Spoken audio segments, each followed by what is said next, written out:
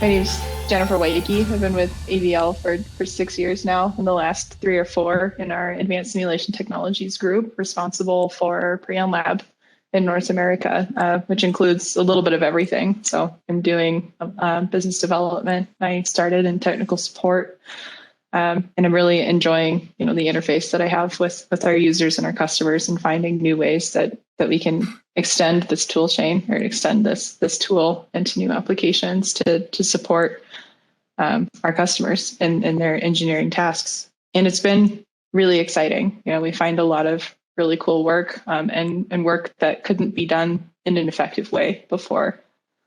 But maybe I can talk first about what PreonLab is and how it fits into the current simulation landscape in automotive and in mobility, and why we're so excited about it as a product, and why I think our users are excited about it as well. Because we see quite a few trends in the simulation landscape overall, specifically in CFD, right? But there's a lot of new pressures that CFD teams are facing, CAE teams are facing. And first and foremost is, of course, the timeline.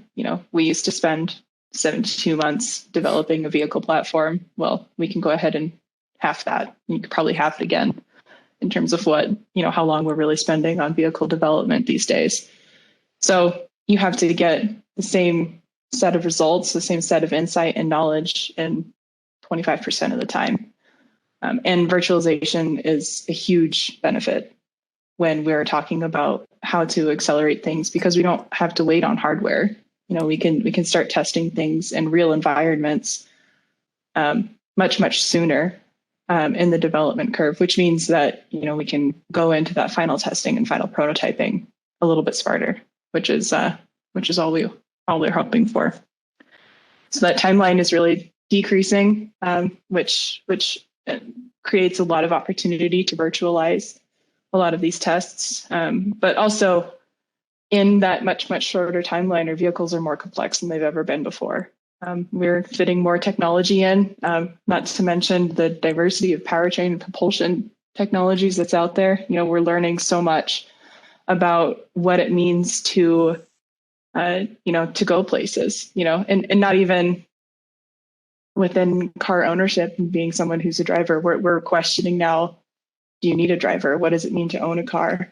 And what does it mean to spend time in transit? Is that something that the human has to put a lot of effort into, or is it something that can be an experience? It's changing faster than it's ever changed before since horse-drawn carriages, right? So we have more technology that's being fit in, which means that we have a lot of learning to do, which is really exciting. But not all of that learning can be hands-on. We have to make sure that we can be efficient about what we're spending time on, and simulation is a huge part of that as well. Whether that is testing out ADAS sensor placements, or testing out new vehicle configurations, whatever it is. And then the third factor that comes into this is, as we're redefining what transportation is and feels like, what a car is, the companies who are producing these things are restructuring in a significant way as well. So these tasks are being distributed to new people. There's new skill sets which are necessary for this development types of tasks. So one of the things that I think has been around in the CFD sphere for a decade, if not longer, is this idea of democratizing what CFD is, and democratizing CFD effort, which means that anybody can come in and do CFD, which is, something that usually takes a lot of study. You have to have a lot of math, a lot of engineering, and maybe a good 10 years of experience before you're really a high quality or high caliber CFD engineer historically. And we're wondering if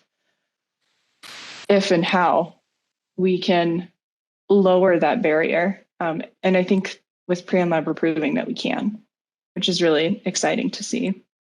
Because with that diversity of people who need to do this kind of analysis earlier in development cycles, It means that new connections are being made, new teams need to talk to each other, new teams are being formed, and we have to find a clear and concise way to communicate engineering know-how between those teams.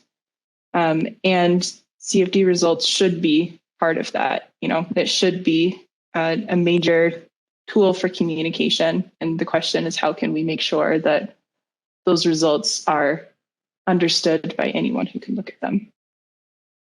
And that's one of the things which is really, really exciting about PreonLab.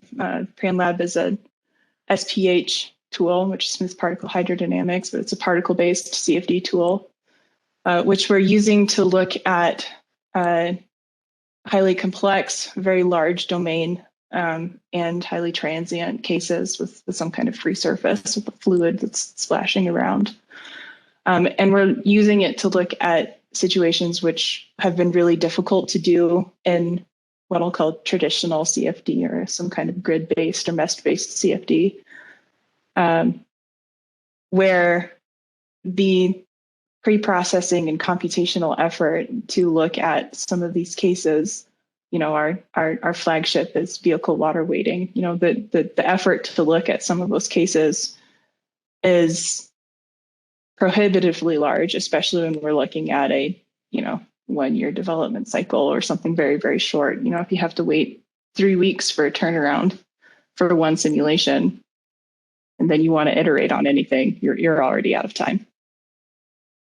So PreonLab coming in now as a tool which is built from the very beginning around these 3 ideas of something which is usable, which is reliable, and which is efficient. And those 3 ideas, I think, have carried through every moment of development and every moment of user experience that PreonLab has delivered, which has been really, really exciting to watch. What has happened was, these guys were finishing up their PhDs and developing this particle-based simulation technology, and ultimately realized that they had a technology that would help solve some of the, I won't say unsolvable, but impractically solved problems in industry as far as simulation goes. And that goes back to, the really large domains, really complex geometries, whatever it was.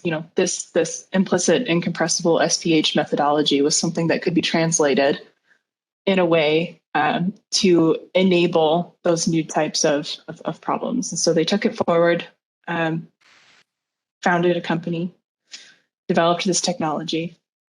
And from the very beginning, they wanted to make something, so they had this reliability piece with the solver itself, so they have found a new formulation for the Navier-Stokes with smooth particle hydrodynamics and a pressure bosonic equation that allows them to solve for this fluid in a really reliable way. Allows you to take much larger time steps on the order of CFL1. But they had this reliability piece in the technology, the founding technology itself. But they also wanted to create something which was fun to use. And so that comes into this usability pillar. And PreonLab offers a graphical user interface, which is really intuitive for not only CFD engineers, but also test engineers or other people, where it's following along in that thread of how can we give the tools of CFD to more people more easily. This user interface allows you to set simulations up in an intuitive way, but also to play in a way which is not always possible with engineering software, which has been really fun. So when we're teaching somebody how to use PreonLab, whether they are a CFD engineer or someone who's coming more from the physical testing side of things, we give them a day's worth of training. You get to sit with us for an hour. We talk about all the different buttons. But a major part of that 1 day training, by the way, it's just 1 day, is the ability to just play around, see what happens when you click this button or that button, and get really fast feedback.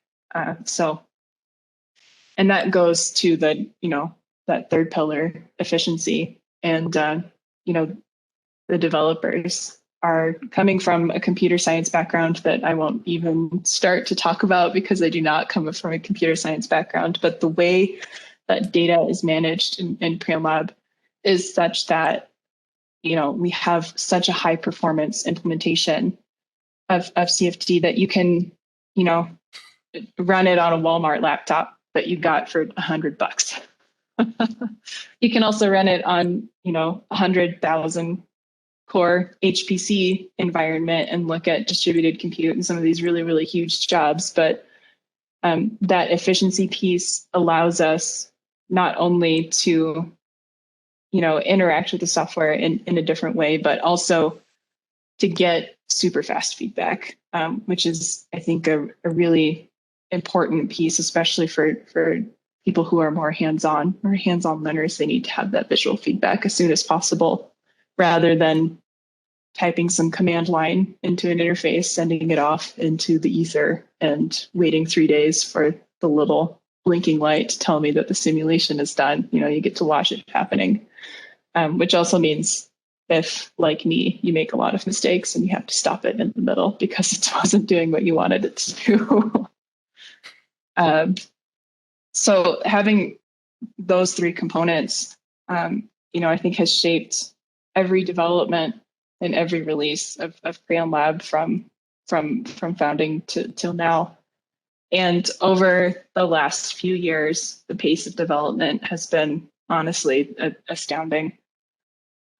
We offer some really, really cool features and functionalities that I think are unique in the marketplace. One of the most important and newest features is this adaptive particle spacing, which is enabled, which means basically that you can refine the particles. You can use smaller particles where it's important and you need to have much finer details, and then you can use larger particles farther away where you need to have an idea of what the flow is doing, but you don't need every millimeter of information or every millimeter of geometry. So having that non-uniform or adaptive particle spacing, again, falls into, is it reliably giving you the feedback, the insight that you need in the development timeline that you need?